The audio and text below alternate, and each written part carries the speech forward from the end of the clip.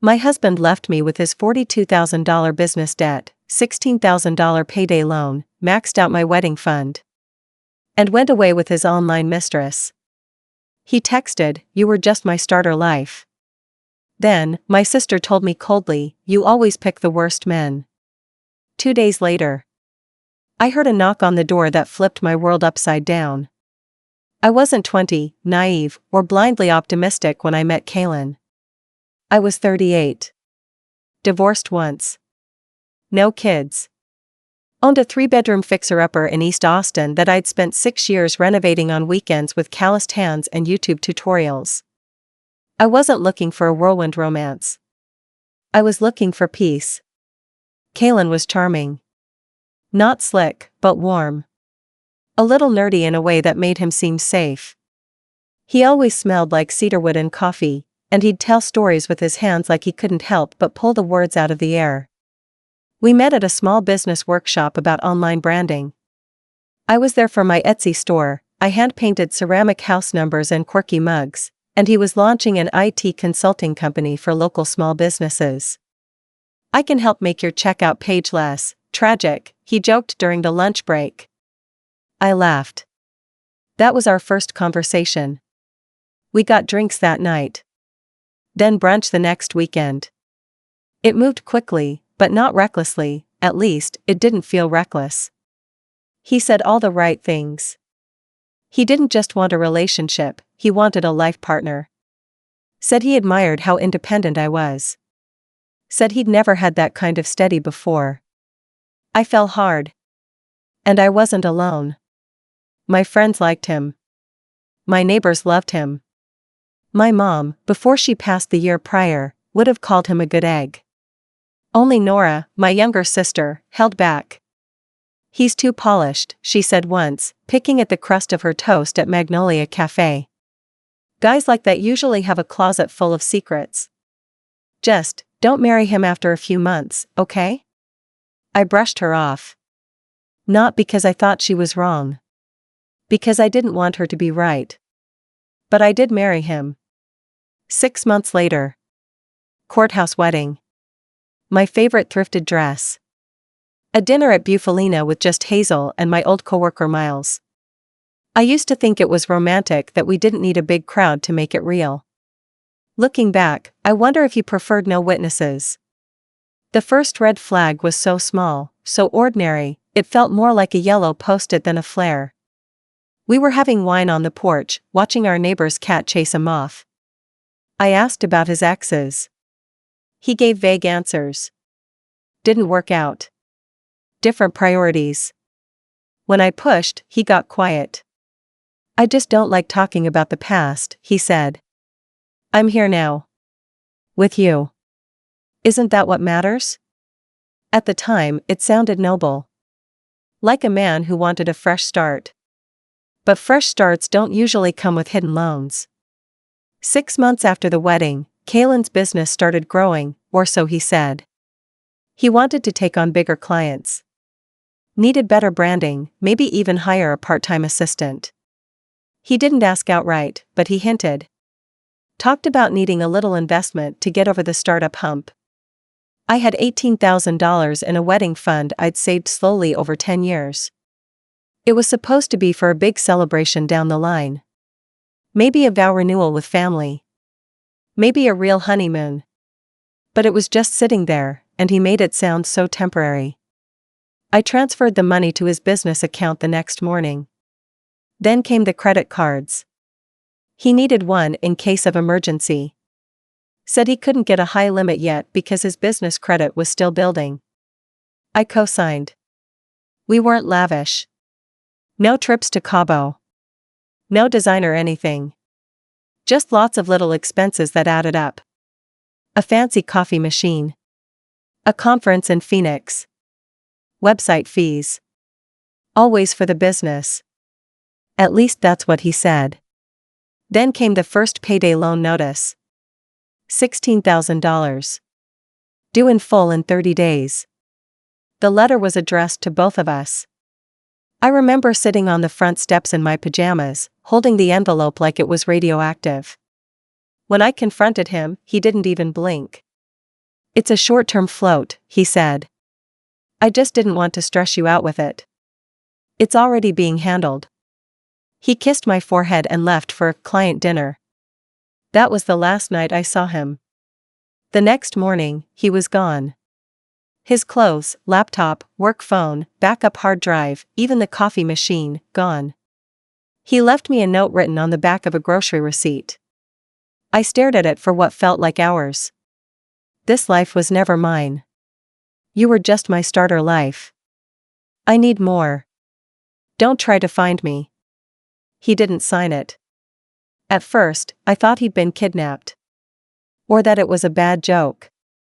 I called Hazel. She rushed over, brought muffins and wine. We searched every room. Nothing. A few hours later, my phone buzzed. You'll be okay. You always land on your feet. That was it. No explanation. No apology. The next day, a collections agency called. His company had defaulted on 2 business loans totaling $42,000. And guess what address was listed as the business HQ?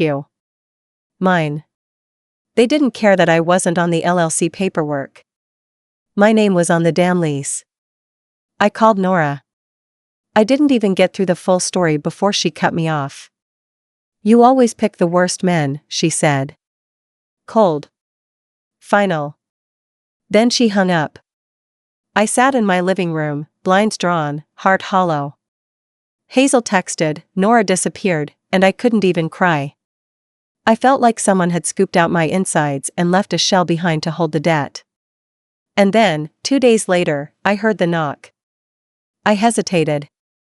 It was 8:14 p.m. A Wednesday. Quiet outside except for the occasional bark from the neighbor's dog and the distant hum of a city winding down. I wasn't expecting anyone. And I hadn't told anyone, besides Hazel and Nora, what had happened. The knock came again. 3 slow, deliberate taps. Not urgent. Just patient. I pulled the curtain back a sliver. A girl. Maybe 16 or 17. Slender. Pale. She wore a faded gray hoodie that looked slept in and jeans too long for her legs, fraying at the hems. For a split second, I considered not opening it. But something in her face, wide eyes, clenched jaw, like she was holding something big just behind her teeth, compelled me. I cracked the door. Can I help you? She looked up from her sneakers. Her voice barely lifted above a whisper. Are you May? My stomach dipped. Yes, she reached into the pocket of her hoodie and pulled out a folded piece of notebook paper, worn at the creases. I think Kalen might be my dad. I blinked. The words didn't register at first. My brain caught the shape of them, but not the meaning. What? I'm sorry, she added quickly, like she'd done something wrong. I know this is weird. I needed to see if it was real. I opened the door wider, stepping back without thinking. Come in. She stepped over the threshold like it might break. Her name was Inez. She was 16. Her mother, Alina, met Kalen almost 17 years ago at a music festival in Oregon. One weekend. They stayed in touch for a few months, sporadic calls, a few emails, but then he disappeared. No support, no visits, no acknowledgement. She said she'd found him online a year ago. On LinkedIn, of all places. He looked stable, she said, sitting stiff on the edge of my couch, cradling a mug of tea I made her. Like he had a good life. I didn't want to ruin it. But I needed to know if he was real. I didn't know whether to laugh or cry. He had a daughter. A teenager. And he'd never once mentioned her. Never even hinted. And the worst part? I believed her. She looked like him. Same jawline. Same mouth when she was trying not to show emotion. And now she was here. Sitting in my living room. Looking for something, answers, maybe. Family. Connection. I didn't know. I let her stay the night. She didn't ask. I just offered. The guest room still had the old quilt my grandmother had made. I washed the sheets and laid out a spare toothbrush and pajamas she probably wouldn't wear. She didn't take her hoodie off. That night, I sat on the couch until 2 a.m., staring at nothing, surrounded by pieces of a life that was never real to begin with. The next morning, I called Hazel.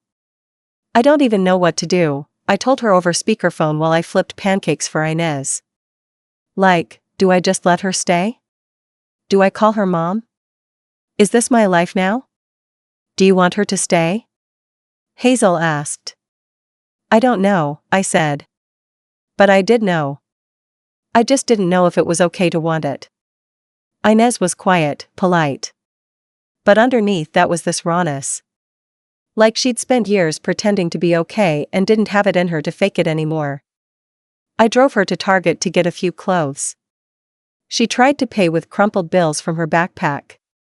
I told her to keep it. She cried in the parking lot. We didn't talk about Kalen much. When we did, it was in fragments. Did he ever, like animals? She asked once, half buried under the guest quilt. He never even wanted a dog, I said. Said it was too much responsibility. She nodded like that confirmed something. A few days later, we went to the police station. Filed a fraud report. Showed them copies of the payday loan and business debt tied to my name. The officer was sympathetic but realistic. If he's out of the country, he said, this could take years. Years. I started going through old paperwork. Kalen had been careful. Most things were under his name. But a few, too many, had my signature. Or what looked like it. I knew I didn't sign them. The lawyer Hazel referred me to confirmed it. It's forged, he said. He used your signature on at least 3 documents. But proving it in court is another story. It'll be uphill, but we can fight it. So now I had a daughter that wasn't mine in my guest room and a court case against a man I wasn't even sure ever really existed. Not the way I thought, anyway. And then, on a Tuesday morning, I got a call. It was from Nora. Her voice was tired. Not angry. Just worn. Hazel told me about the girl, she said. I waited. I'm sorry, she said. I shouldn't have said what I did. I was mad. But I shouldn't have kicked you when you were already on the floor. I didn't say anything. I wasn't ready to forgive her yet. But I also didn't hang up. Inez, I said finally. Her name is Inez. There was a pause. Then, is she okay? No, I said. But she's trying. Nora came over the next day with a lasagna. She hugged me awkwardly. Apologized again. Then sat with Inez and asked about her school, her favorite books, what she wanted to do with her life. Vet, Inez said. I want to be a vet. Nora smiled. That's a good choice. Better than any man, I'll tell you that. It's strange how quickly you can build something with a person when you skip all the pretense. Inez and I didn't pretend to be mother and daughter. But we cooked together. She helped me reorganize the garage. We spent hours at thrift stores picking out furniture for her temporary room. She never took her hoodie off, but she started leaving the door to her room open at night. One morning, she asked if I wanted to see something. She pulled out a spiral notebook from her backpack. Inside were pages and pages of letters. To him. Letters she never sent. Some were angry. Some were sad. Some were hopeful. I read every single one. Then I held her hand and told her she didn't have to write to someone who never wrote back. But if she wanted to write for herself, I'd buy her all the notebooks she needed. A few weeks passed like that. In that blurry, in-between space where time feels both heavy and slippery, where your old life is still clinging to your ankles, but something new is trying to root itself under your skin. Inez stayed. She started helping around the house without being asked. She'd sweep the porch, water the little patch of garden I'd long since neglected. She asked if she could paint the spare bathroom. Said the seafoam green gave her migraines. I laughed and handed her a brush. Sometimes I'd catch her singing softly under her breath. She had a clear voice. Thin but beautiful. Like the first sound in a quiet room. We didn't talk much about her mother at first. I didn't pry. But one evening, while we were watching some old crime drama rerun on TV, she said, "My mom thinks I'm making a mistake staying here." I muted the volume. She says it's not my responsibility to find him, she added. Says I'm gonna get hurt trying to make something out of a man who made nothing out of me.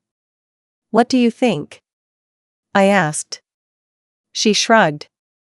I think, maybe I was trying to find someone else. Not him. That hit me.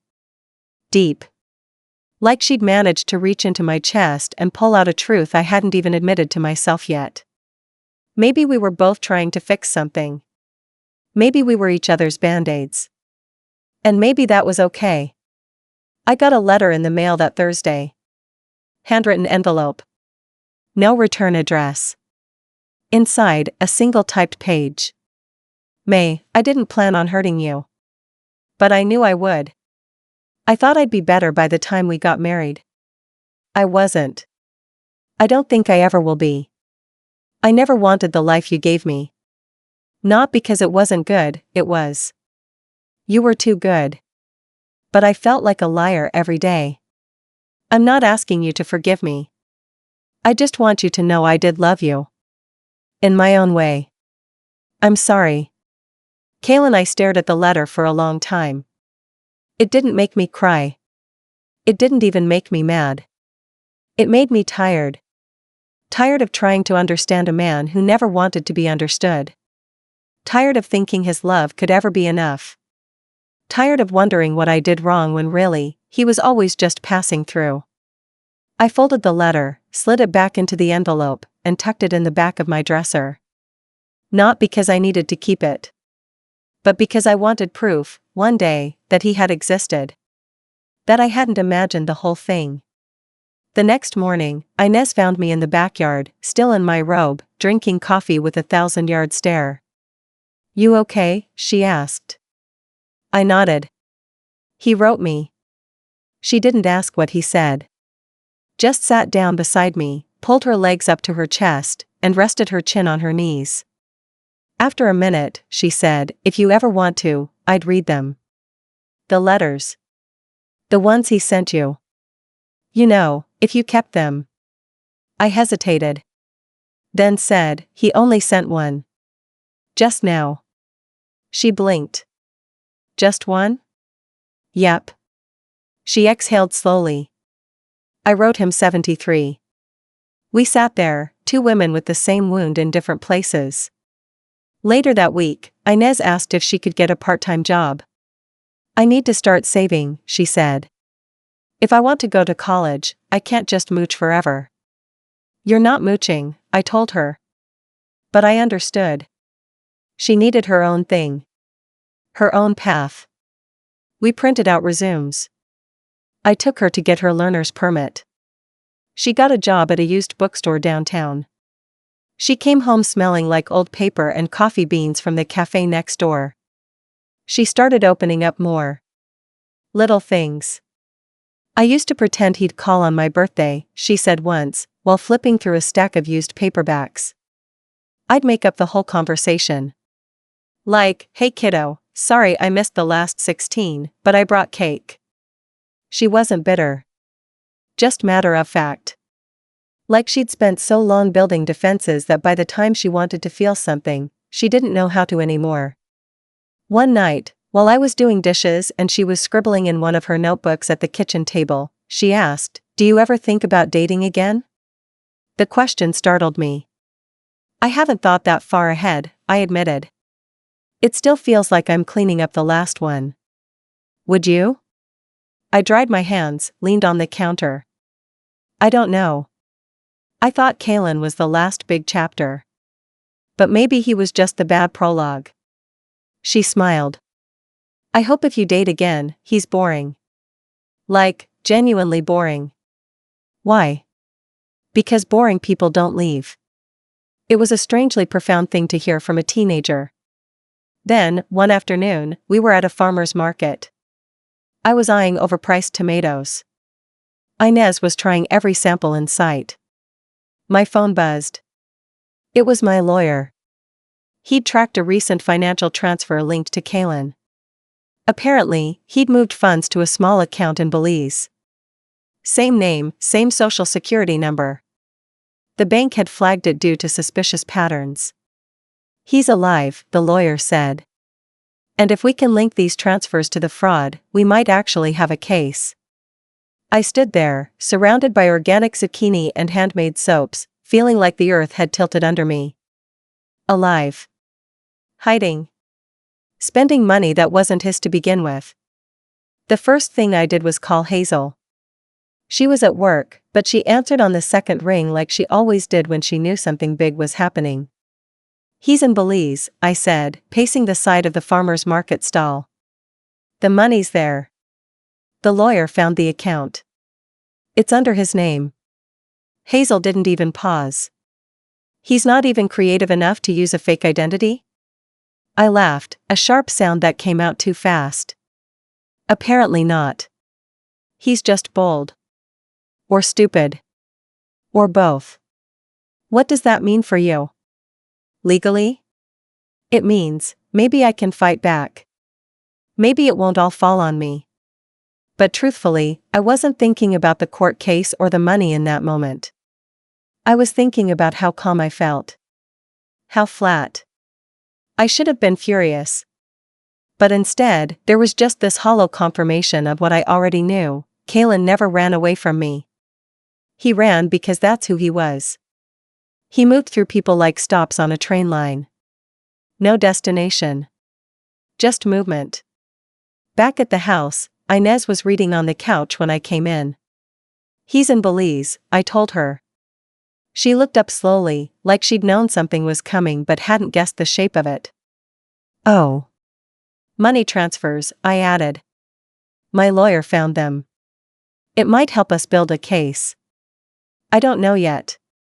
She didn't say anything right away. Just set her book down.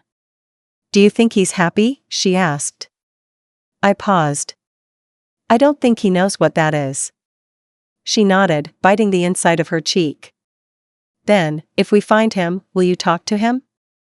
I don't know, I said. Would you?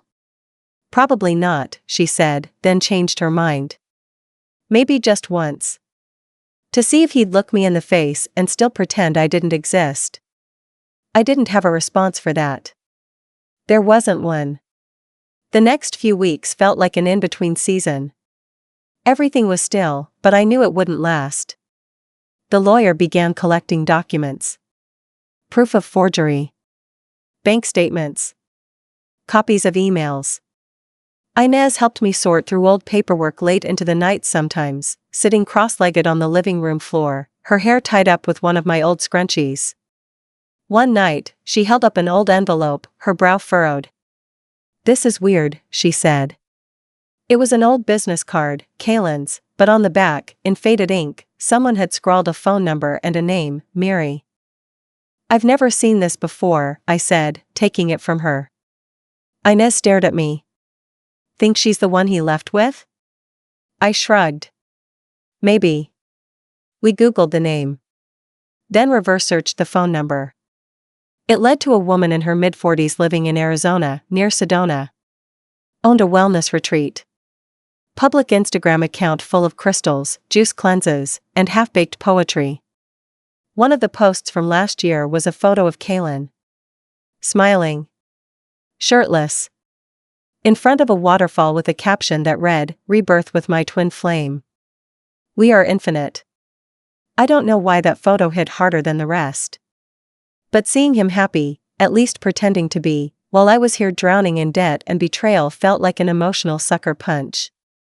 Inez leaned over my shoulder. You think she knows? I sighed. Doubt it. She sat back, crossing her arms. Should we tell her? I looked at her, surprised. Tell her what? That he's a fraud? A thief? That he walked out on his wife and never even looked back? Inez just looked at me. Calm. Steady. Yeah. All of that. I didn't say no. But I didn't say yes either. Around that time, Inez's mom, Alina, called. I had been expecting it for a while, surprised it hadn't come sooner. She wasn't angry. Just cautious. I'm not trying to tell her what to do, Alina said. But she's still a kid. She's been through enough. I understand, I said. She's safe here. I'm not trying to replace you. I didn't want to send her away. There was a long silence. Then Alina said quietly, I appreciate that. She doesn't let people in easily. She did with me, I said. Eventually. She's a lot like him, Alina added, voice soft. Not in the bad ways. But she's got that same deep well of silence. You don't always know what's going on in there. I nodded, even though she couldn't see it. Alina and I spoke for nearly an hour. She told me about Inez's childhood. About the early years, before she started asking about her dad. About how she used to draw pictures of their little family, just the two of them, holding hands under a crooked sun. She used to leave a third stick figure blank, Alina said. Like she was waiting for someone to come fill it in. After we hung up, I went to Inez's room and knocked. She was sitting on her bed, scribbling again. Your mom called, I said. She looked up. Her face unreadable. She wanted to make sure you're okay. I'm okay, she said. I told her you could go back anytime. She'd be happy to have you. Inez looked down at her notebook. I know. You don't have to decide anything now, I said. But when you're ready. I'll help, whatever you choose. She didn't answer. But that night, she left her door open again. And in the morning, I found a note on the fridge, held up by the cat-shaped magnet. Thank you for not treating me like a mistake someone else made. I held that note in my hand for a long time, heart full of something I hadn't felt in a while. Not love, not yet. But maybe hope. There was no dramatic confrontation. No courtroom showdowns. No screaming across a beachside resort in Belize while security pulled us apart. That's the thing about real life, it's quieter. Slower. But when the justice finally comes, it sticks. The day the lawyer called, Inez and I were baking banana bread. She was halfway through mashing bananas with a fork when my phone rang. He got straight to the point. We have him, he said. I paused, holding the measuring cup midair.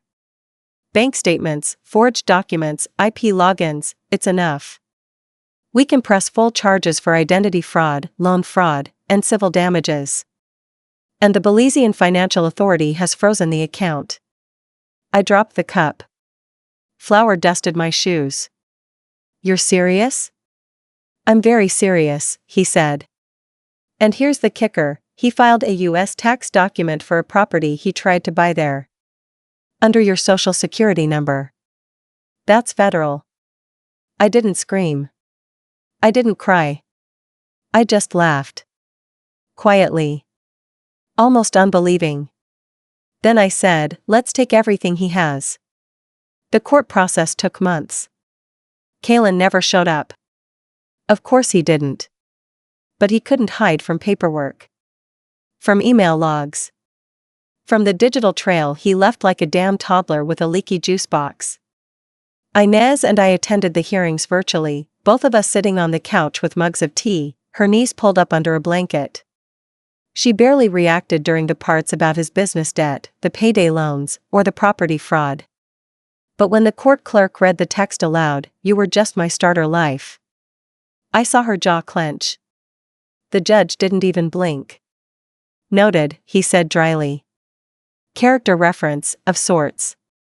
By the end, I was awarded restitution, over $60,000 in damages, plus interest. It would take time to see it. Maybe years. But the Belize account was frozen. And part of the judgment included authorization to seize it for repayment. We took the money he ran off with. Not all at once. But it started trickling in. The best part? The wellness retreat Mary ran in Sedona, the one where she and Kaylin played twin flame and rebranded spiritual awakenings into expensive juice cleanses? She sued him, too. Turns out, he borrowed from her as well. Personal loans. Equipment. Credit cards. She found out everything. After Inez and I anonymously mailed her a small envelope with photocopies of his forged loan documents and the fraud report, she went nuclear. It was poetic. She posted about it on her Instagram account, a full carousel post titled, "When Your Twin Flame Turns Out to Be a Pathological Liar with a Criminal Record." My favorite caption, "He said he was building a new life. He meant with my credit and someone else's wife." She rebranded the entire retreat a few months later. Different name. Different message. She even started a weekly podcast about financial empowerment for women. I listened to every episode. Back in Austin, Inez was thriving. She passed her driving test. Got a scholarship to a local community college with a transfer program to A&M. She started volunteering at the animal shelter and spent her weekends with her nose in veterinary textbooks or watching surgery videos that made me queasy. Her room slowly turned from a guest space into hers.